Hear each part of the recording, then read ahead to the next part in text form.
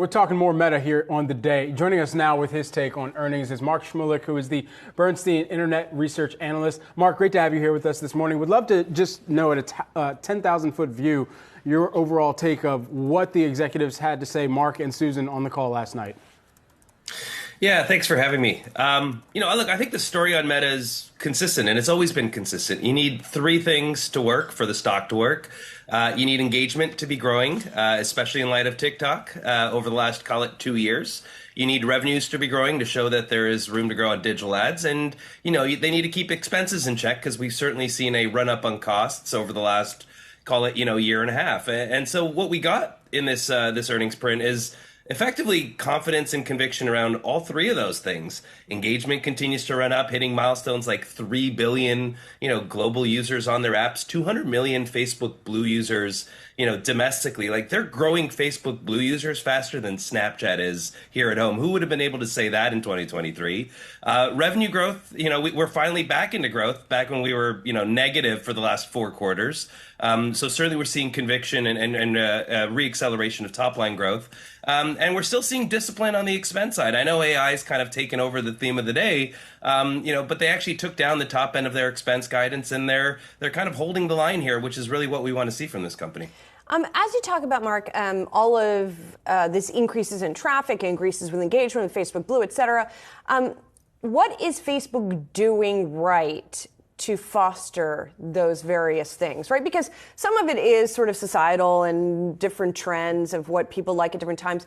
Where is Facebook pushing on those levers to get more people on the platform?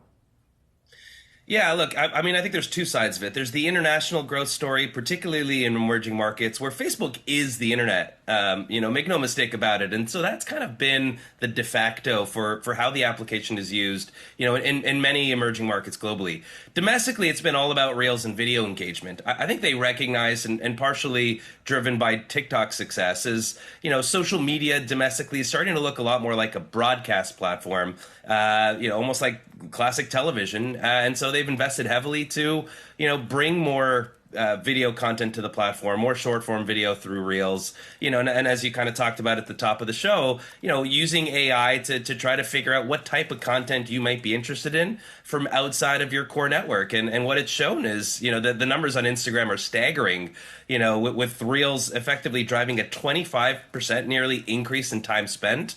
That's not an insignificant number. And so even with all the time spent and the increase, there's this larger question of, does this solve their TikTok problem? I think it does. It's not that they're saying there's no room for TikTok in this space, but, the fear was that social media had an expiration date, and the comparisons being drawn were to MySpace, for my generation and kind of, the graveyard of social media.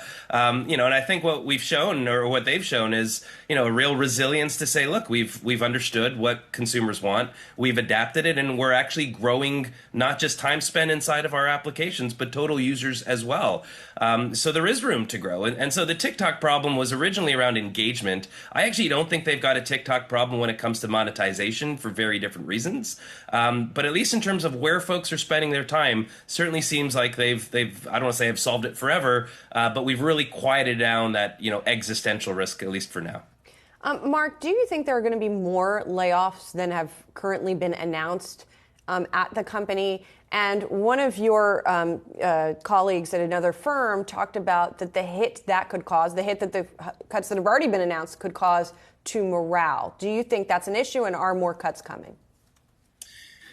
We've identified that as well, right? It's one thing to kind of say, look, we're going to do a round of layoffs in the next 24 hours. Everyone gets notice, and it's a painful process, but we'll rip the Band-Aid and do it. It's quite another with the second and third wave we're seeing here to effectively pre-announce the layoffs and not yet necessarily identify, who those might be. What management kind of shared on the call yesterday was, well, the third wave's coming in May, and more or less that should probably be it, unless there's some, real shock to kind of fundamentals at the business. So to your point, though, Mark, so all those people are sitting there wondering if they're going to get those notices in May, right?